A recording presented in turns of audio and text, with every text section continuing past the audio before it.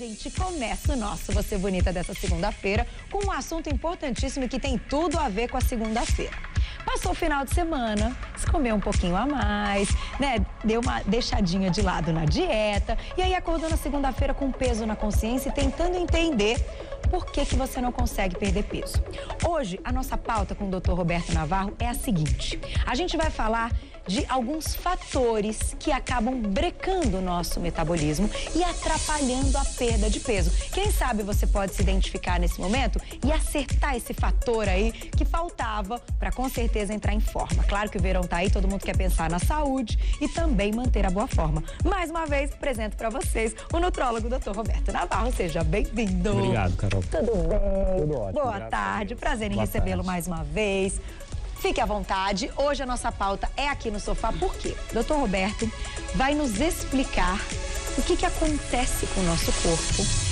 Que o metabolismo, a gente coloca a culpa no metabolismo. Não é verdade? A palavra mais falada é Você metabolismo. Você não escuta muito? Muito. Chegou no consultório, doutor, meu metabolismo é um horror. Tá lento. É mais ou menos talento. O que eu faço para acelerar o metabolismo? De repente nem é acelerar, é acertar algumas coisas, Isso, né? Existem vários Por quê? fatores. Né? Conta pra gente.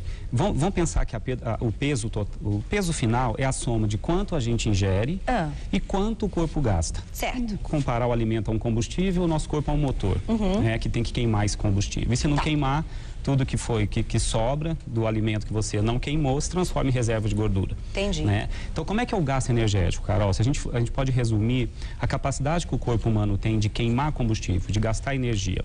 Do 100% dessa capacidade, metade a gente chama de gasto energético de repouso. Tá. Isso não precisa de esforço. Isso a gente ganha gratuitamente só pelo fato de estar vivo. Metade do gasto energético do nosso corpo ocorre mesmo parado, deitado numa cama. Nossa. É o gasto para o teu coração bater, Tá. a respiração, chama gasto energético de repouso. E manter os seus músculos também firmes. Se a gente não tem um tônus muscular, isso envolve um gasto, mesmo parado, a gente ficaria flácido e cairia. Então, esse tônus muscular precisa também de um gasto energético. Por isso que não é interessante se perder peso com dietas muito restritivas, onde a velocidade da perda é acompanhada de perda de massa muscular.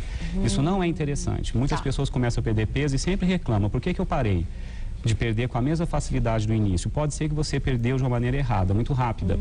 E se você perder parte do teu músculo, você depois deixa de ter esse gasto basal com eficiência. Entendi. Metade do gasto energético de repouso é basal, tá?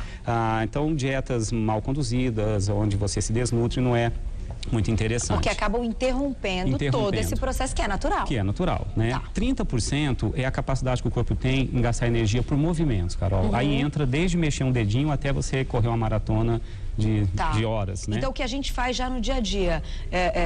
Chegar em casa, andar no trabalho, quem trabalha em escritório, sobe um andar, desce, é o gasto energético dispendido pelo movimento. Então, quem é mais ativo ganha mais em relação a quem é um sedentário. Perfeito. Né?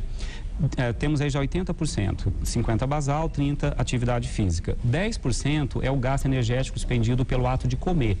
Quando a gente come, a gente gasta energia, porque a gente mastiga o alimento, engole, o alimento sofre uma digestão no aparelho digestivo, depois tem que ser absorvido no intestino, cada nutriente ser transportado até cada célula do teu corpo. Se chama gasto energético expendido pela alimentação. Olha que interessante. 10%. E se pensar, Carol, que a atividade física eleva em 30% o gasto energético, 10% pela alimentação não é tão pouco. Não é tão pouco. Equivaleria a 30% de uma ginástica. Olha. Por isso que a gente tem que comer fracionadamente a cada 3 horas. Para a gente usar esses momentos da comida também para acelerar o metabolismo. Se você come até 6 vezes ao dia, cada horário uma quantidade correta, você otimiza esses 10%.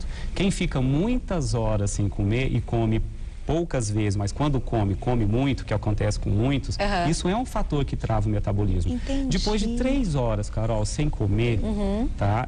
Que acontece quando você está no teu carro, na estrada, e começa a acender a luzinha da reserva?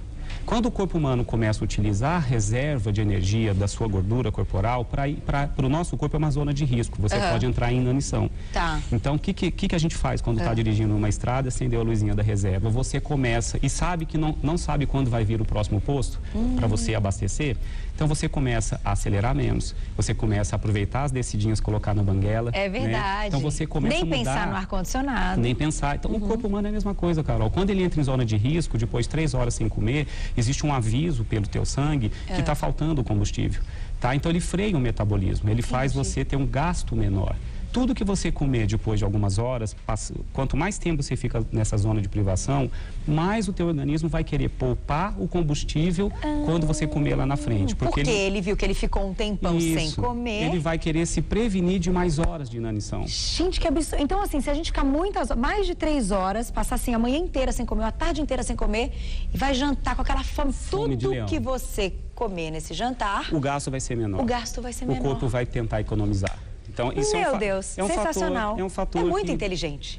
O corpo humano é muito inteligente. E é um fator que trava muitos emagrecimentos, né? Por que eu não estou conseguindo perder peso se eu fico horas sem comer? A não ser que você fique horas e dias, aí você emagrece. Bom, aí você vai entrar numa greve de fome. Exatamente, aí você vai ter com certeza problemas sérios de saúde. Mas no dia a dia não. Então, essa adaptação metabólica existe para isso. E 10% do gasto energético do corpo humano é para facultativo. O corpo só utiliza quando estimulado. Quando você está com febre, tem um gasto a mais. Quando está em ambiente gelado, para se aquecer um pouco mais. Tem até um mito de que se tomar água gelada emagrece, mas isso é mito, tá? É mito, não é verdade. Não é verdade. Então, desses fatores todos, a gente depende algumas situações. Agora, vamos falar agora do alimento. Né? Perfeito. Então, a gente tem, claro, a parte do corpo, que a gente pode fazer para ajudar, que você já deu grandes dicas. Não ficar muitas horas sem comer. Aproveitar o momento da alimentação para acelerar esse metabolismo. E a proteína, quando você come, exige um gasto maior para o corpo digerir. Do que o carboidrato. Do que o carboidrato. Primeiro proteína, depois gordura, depois carboidrato. Sério? O corpo gasta mais energia para o metabolismo da proteína, secundariamente gordura e por último carboidrado. Então a gente não deve exagerar o carboidrato. E caprichar um pouquinho mais na proteína. Né? Isso em todas as refeições? Em todas as refeições, dentro do correr do dia. Não fazer dietas que emagreçam rápido demais, porque você perde massa muscular, também eu acho que é uma dica valiosa. Né? Então vamos entrar agora nos alimentos que também estão diretamente ligados. Agora, existe um quadro metabólico que também predispõe muito ao ganho ou à dificuldade de emagrecer, Carol, que a gente chama de resistência à insulina. Resistência à insulina. A gente tem imagem? A primeira imagem é que eu vou falar do índice glicêmico dos carboidratos. Os carboidratos são importantes para a saúde humana, mas os carboidratos de alto índice glicêmico, açúcares refinados, farinha branca, pães, biscoitos, bolachas, massas, principalmente os refinados.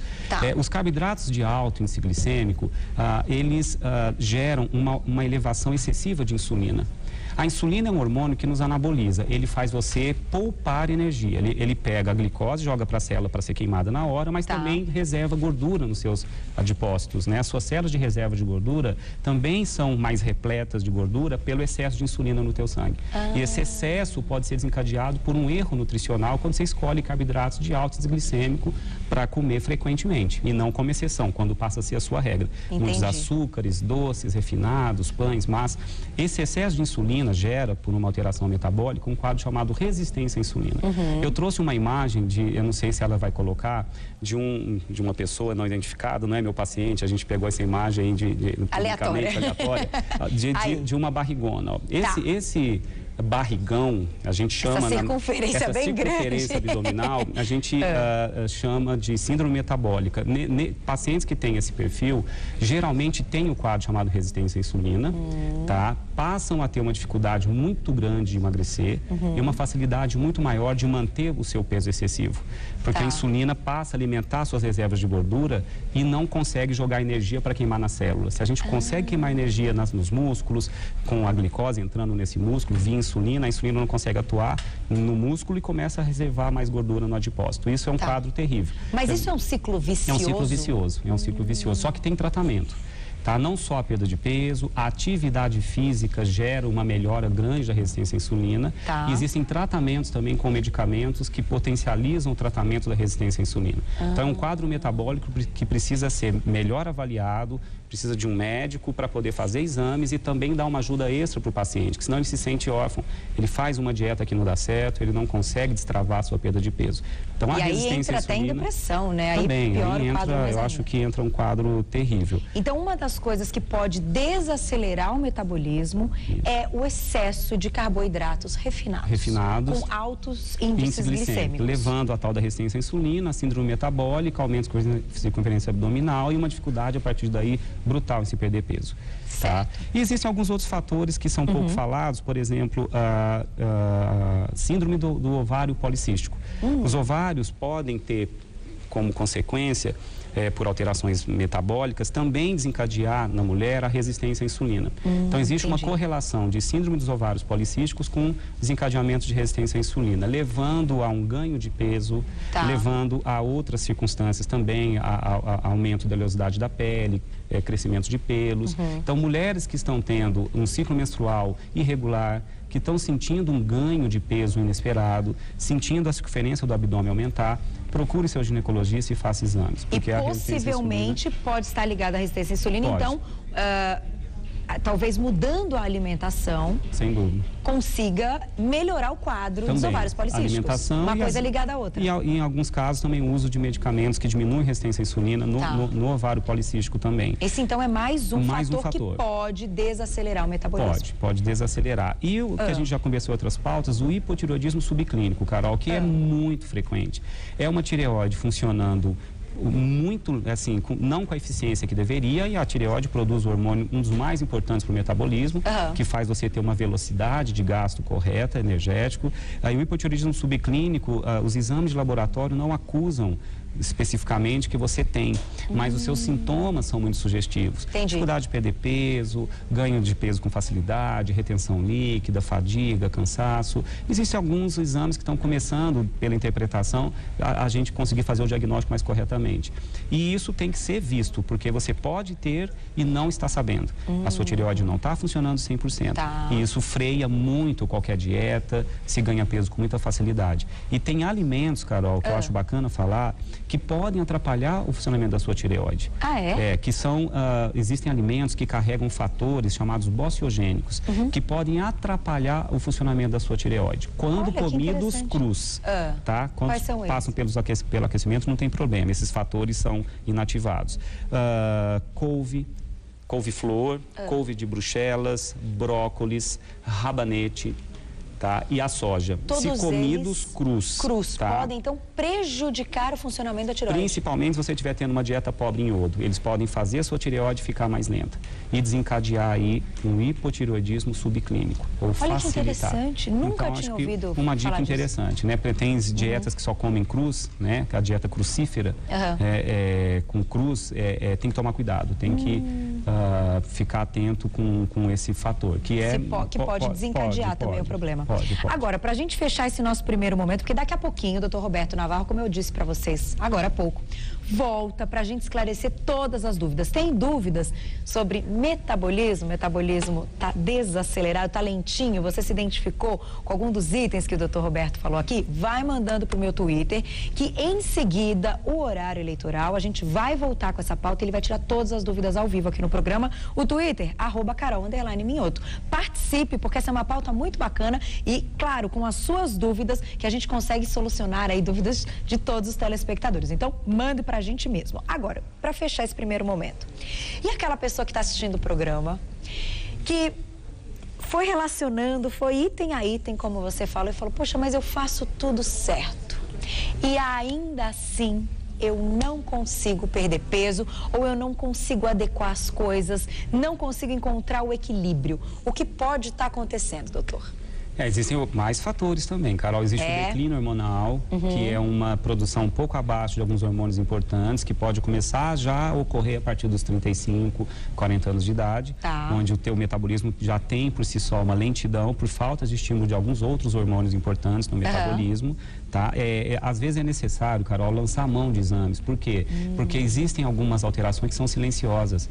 A resistência à insulina, você não pode olhar para uma pessoa e falar, você tem. Nem todo paciente que está com barriguinha, né, aquele barriga de chope que a gente fala, a pessoa é magra, mas tem um barrigão, ele pode não ter a resistência à insulina. A chance é grande, mas pode não ter. Então, às vezes é necessário uma avaliação mais detalhada para você ver aonde ele está perdendo o jogo metabólico. Mas em termos de alimentação, se ele tiver com uma proporção muito errada de carboidrato carboidrato não é interessante, né? Mesmo que seja os carboidratos integrais, mas um excesso de carboidrato. Então, até no máximo 60% do seu plano alimentar deveria ser carboidrato. Hoje isso, inclusive, não é aceito universalmente. Já existem sugestões de se diminuir para até 40%, salvo para o atleta, que tem que fazer atividade que precisa física. de mais energia. Mas isso depende muito da individualidade também bioquímica. Existem genes que podem estar também por trás dessa dificuldade de se perder peso. Mas erro nutricional, sedentarismo, o hipotireoidismo subclínico, eu acho que vem sendo uma atenção que a gente tem que ter, porque muitos têm e não percebem. E isso precisa de uma avaliação médica mais específica também, além, né, dos hábitos. E eu acho o seguinte, fica a nossa pauta está aqui para esclarecer, para ajudar, vasculhe, pesquise que você vai encontrar o motivo. Eu vou agradecer então o nosso primeiro momento, doutor Roberto Navarro. Volta daqui a pouquinho, vai mandando então as suas dúvidas, que a gente vai voltar nessa pauta logo após o horário eleitoral. Doutor, muito obrigada pelo nosso primeiro momento. Obrigada e até daqui a pouco, viu?